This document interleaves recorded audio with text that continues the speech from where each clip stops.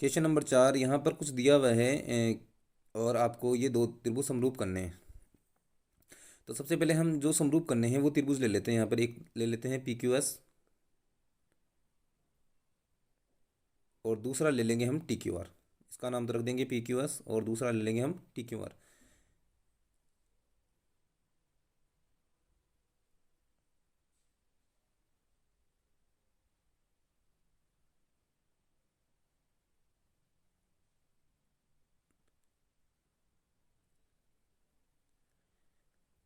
अब इन दोनों त्रिभुजों को आपको क्या करना है, समरूप करना है ना।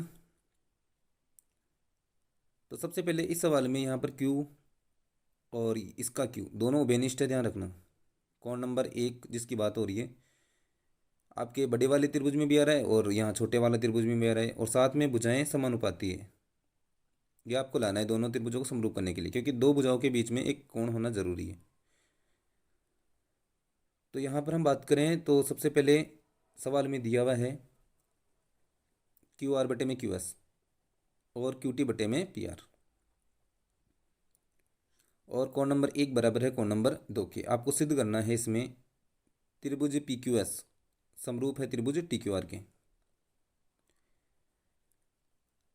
अब यहाँ पर हमें क्या करना पड़ेगा, इन दोनों त्रिभुजों को लेना होगा। जिसको हम सिद्ध कर रहे हैं उन त्रिभुजों के नाम लिखने पड़ेंगे। तो त्रिभुज पी क्यू एस व त्रिभुज टी क्यू आर।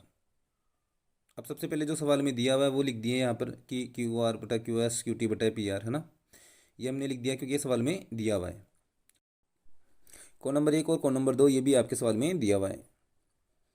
अब आपको थोड़ा सा ध्यान देना है यहाँ पर कि कोण नंबर 1 और कोण नंबर 2 कौन से त्रिभुज में आ रहा है। ये आ रहा है आपके पी क्यू आर में, जिसमें आर के अंदर 2 आ रहा है, ध्यान रखना। तो ये त्रिभुज है पी क्यू आर में। जब ये दोनों कोण बराबर है तो इसका मतलब ये जो आपका त्रिभुज है वो कौन सा त्रिभुज है, एक समद्विबाहु त्रिभुज है। और समद्विबाहु त्रिभुज की जो सम्मुख भुजाएं होती है वो सदैव बराबर होती है। इसलिए हमने क्या किया यहाँ पर पी क्यू बराबर में पी आर कर लिया, ठीक है। क्योंकि हमें क्या करना है यहाँ पर पी आर की जगह पी क्यू लाना है। तो ये हो जाएगा समीकरण नंबर 1 ऊपर वाला। समीकरण नंबर 1 में पी आर का मान रखेंगे। पी आर का मान रखने पर तो पी आर का मान क्या रखेंगे, पी क्यू रखेंगे। तो ये हो जाएगा हमारे पास क्यू आर बटे में क्यू एस बराबर क्यू टी बटे में क्यू पी लिख सकते हो, पी आर लिख सकते हो ना। अब यहाँ पे क्या करना है आपको कि यहाँ पर कोण नंबर क्यू और कोण नंबर क्यू क्या आ रहा है आपके, उभयनिष्ठ आ रहा है। ये क्यों आ रहा है, उभयनिष्ठ आ रहा है, ठीक है। तो यहाँ पर ये दोनों त्रिभुज क्या हो गए आपके, ऐसे एस नियम से त्रिभुज कौन से, पी क्यू आर, ये सॉरी पी क्यू एस और टी क्यू आर।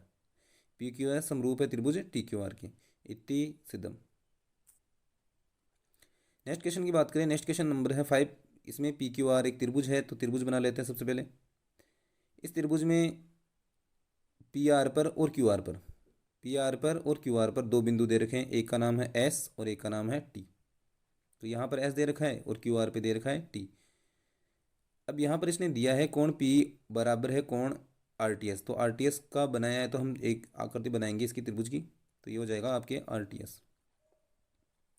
तो इसमें ध्यान देना है कौन कौन से कोण बराबर हैं। तो एक तो है आपका पी कोण और एक है टी कोण, ये दोनों आपस में बराबर है।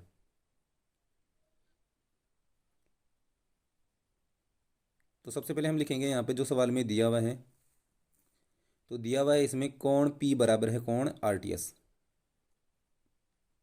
आपको सिद्ध करना है त्रिभुज आर पी क्यू समरूप है त्रिभुज आर टी एस के। अब इसको समरूप करने के लिए आपको इन दोनों त्रिभुजों को लेना होगा उपपत्ति के। तो यहाँ लिखेंगे त्रिभुज आर पी क्यू व त्रिभुज आर टी एस से। तो इस त्रिभुज में सबसे पहले एक चीज़ दी है इसने कि कोण पी और कोण आर टी एस बराबर है। तो यहाँ तो हो जाएगा कोण पी और यहाँ हो जाएगा कोण आर टी एस। ये दोनों बराबर है क्योंकि सवाल में दिया हुआ है।